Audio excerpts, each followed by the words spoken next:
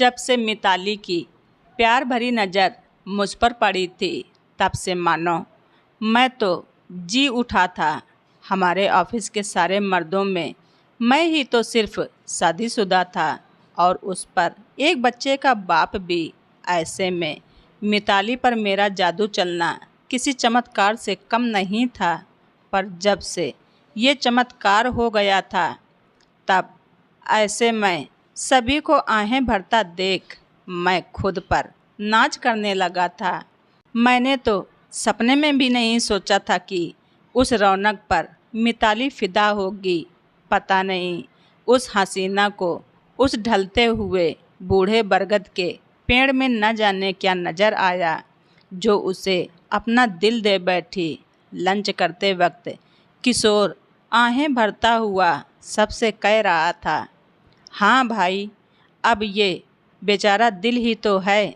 अब ये किसी गधे पर आ जाए तो इसमें उस कमसिन मासूम हसीना का क्या कसूर। रामू के इस मजाक पर सभी खिलखिलाकर हंस पड़े। कैंटीन में घुसते वक्त जब मैंने अपने साथियों की ये बातें सुनी तो मैं मन ही मन इतरा उठा और अपना लंच बॉक्स उठाकर दोबारा अपनी सीट पर आकर बैठ गया। अपने ऑफिस के सारे आशिकों के जलते हुए दिलों से निकली हुई आहें मेरे मन को ऐसा सुकून दे रही थी कि मैं खुशी के मारे फिर कुछ खा भी नहीं पाया।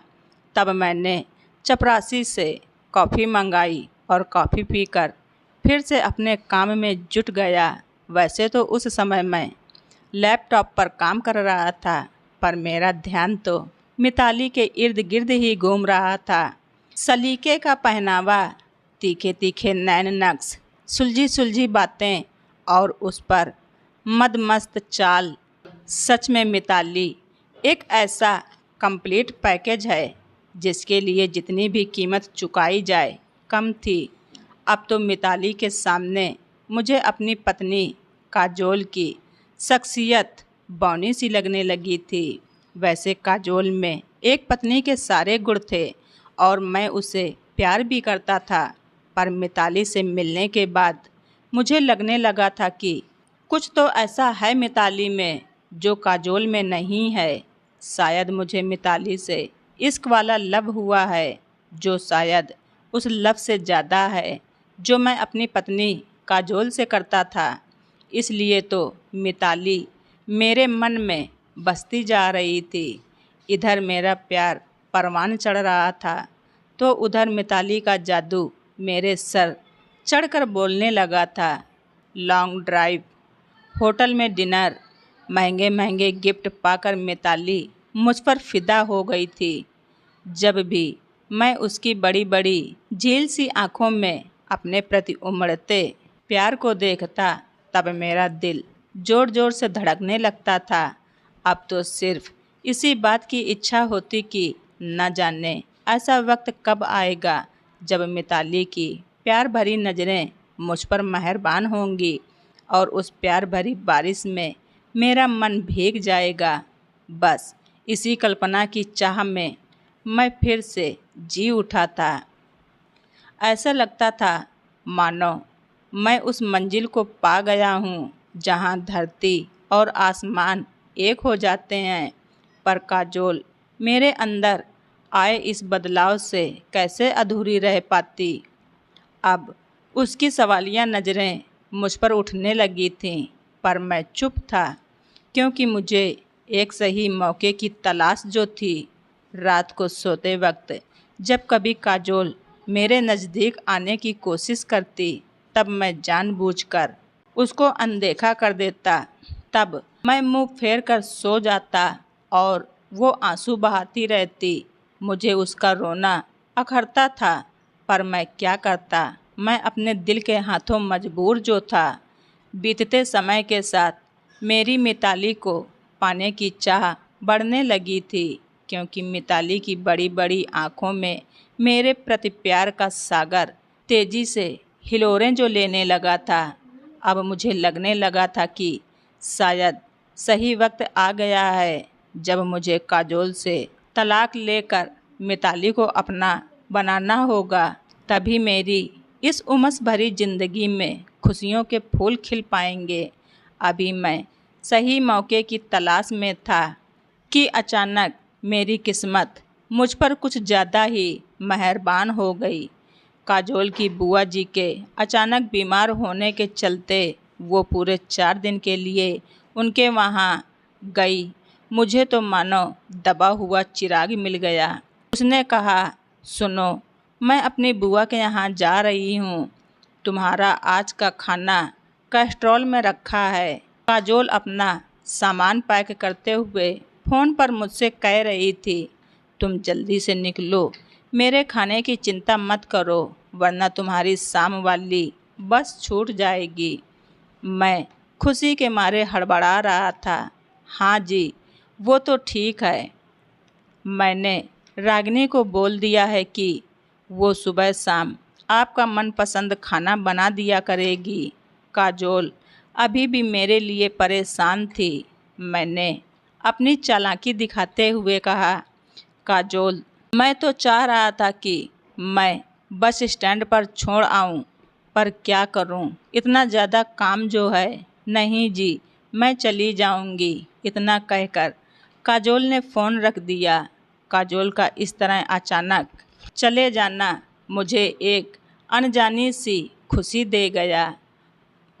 मैं बावला सा कभी सोचता कि यहाँ ऑफिस से ही मिताली को सब कुछ बताकर अपने घर ले जाऊं, पर बहुत सोचने के बाद मुझे यही लगा कि मैं अपने घर पहुंचकर फ्रेश होने के बाद ही मिताली से मिलने जाऊंगा। जब वो अचानक मुझे देखेगी तब वो बहुत खुश हो जाएगी और उस प्यार भरी बारिश में भीगकर हम दोनों दो जिस्म एक जान बन जाएंगे। बस फिर क्या था। मैं तुरंत घर पहुंचा और अच्छी तरह तैयार होकर मिताली के पास पहुंच गया। दरवाजे की घंटी बजाने पर दरवाज़ा मिताली ने नहीं बल्कि एक औरत ने खोला। मैंने पूछा, मिताली? तो वो बोली, ऊपर रहती है। उस औरत ने बेरुखी से कहा। फिर मैं ऊपर चढ़ गया। जब मैं मिताली के कमरे में पहुंचा तब मैंने देखा कि वो किसी चालू फिल्मी गाने पर थिरक रही थी। कमरे में चारों तरफ कपड़े बिखरे पड़े थे और जूठे बर्तन यहाँ वहाँ लुढ़के पड़े थे। अरे तुम मुझे अचानक सामने देख वो हड़बड़ा गई। वो क्या है ना, आज मेड नहीं आई। मिताली यहाँ वहाँ पड़ा सामान समेटने लगी। फिर उसने सामने पड़ी कुर्सी पर पड़ी धूल साफ की और मुझे बैठने का इशारा किया। फिर वो मेरे लिए पानी लेने चली गई। मिताली के जाने के बाद जब मैंने कमरे में चारों तरफ नज़र घुमाई तो गंदगी की जमी मोटी सी परत को पाया। इतना गंदा कमरा देख मेरा जी मिचलाने लगा। अब धीरे धीरे मुझे अपनी काजोल की कद्र समझ आने लगी थी। वो तो सारा घर शीशे की तरह चमका कर रखती है। अभी भी मैं उसे टोकता ही रहता हूँ, पर यहाँ तो गंदगी का ऐसा सैलाब है कि पूछो ही मत। कुछ खाओगे क्या? पानी का गिलास देते हुए मिताली मुझसे पूछ बैठी। मैंने कहा, हाँ, भूख तो लगी है, ये लो चाय और टोस्ट। थोड़ी देर में मिताली मुझे चाय की ट्रे थमाते हुए बोली। डिनर में चाय देखकर मेरे सिर पर चढ़ा इश्क का रहा सहा भूत भी उतर गया। वो क्या है ना, मुझे तो बस यही बनाना आता है, क्योंकि सारा खाना तो मेरी आंटी ही बनाती हैं। तो मैं समझ गया कि अब तक मैं जो कुछ भी मिताली के लिए महसूस कर रहा था वो सिर्फ एक छलावा था। मेरा उखड़ा मूड देखकर तुरंत मिताली ने अपना अगला पासा फेंका। वो तुरंत मेरे पास आई और बेशर्मी से अपना गाउन उतारने लगी। मैं गुस्से से तमतमा उठा। क्या कर रही हो ये? अरे शर्मा क्यों रहे हो? जो करने आए थे वो करे बिना ही वापस चले जाओगे क्या? इतना कहकर वो मुझसे लिपटने लगी। उसे इस तरह करते देख मैं हड़बड़ा गया। इससे पहले कि मैं खुद को संभाल पाता, उसने मुझे यहाँ वहाँ टच करना शुरू कर दिया। तभी अचानक मेरे गले में पड़ा लॉकेट उसके हाथ में आ गया, जिसमें मेरी बीबी काजोल और मेरे बेटे का फ़ोटो था। ओह, तो ये है तुम्हारी देहाती पत्नी। अरे इसे तलाक दे दो और मेरे नाम अपना फ्लैट कर दो, फिर देखो कि मैं कैसे तुम्हें जन्नत का मज़ा दिखाती हूँ।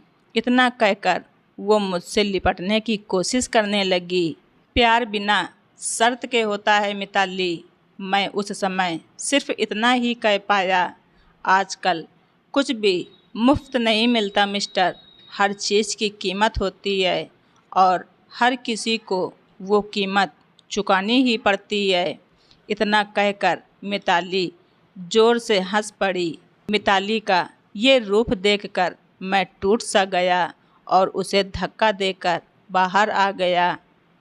वो हारी हुई चीखते हुए बोली, रौनक, मेरा डसा तो पानी भी नहीं मांगता, फिर तुम क्या चीज़ हो। पर मैं तब तक अपनी कार में बैठ चुका था और मेरे इश्क वाले लव का भूत उतर चुका था। तो दोस्तों, आप सभी लोगों को हमारी ये स्टोरी कैसी लगी कमेंट बॉक्स में ज़रूर लिखें। चैनल पर नए हैं तो सब्सक्राइब करना ना भूलें। हमारी स्टोरी को ज़्यादा से ज़्यादा शेयर करें। धन्यवाद। रीचा वाइस।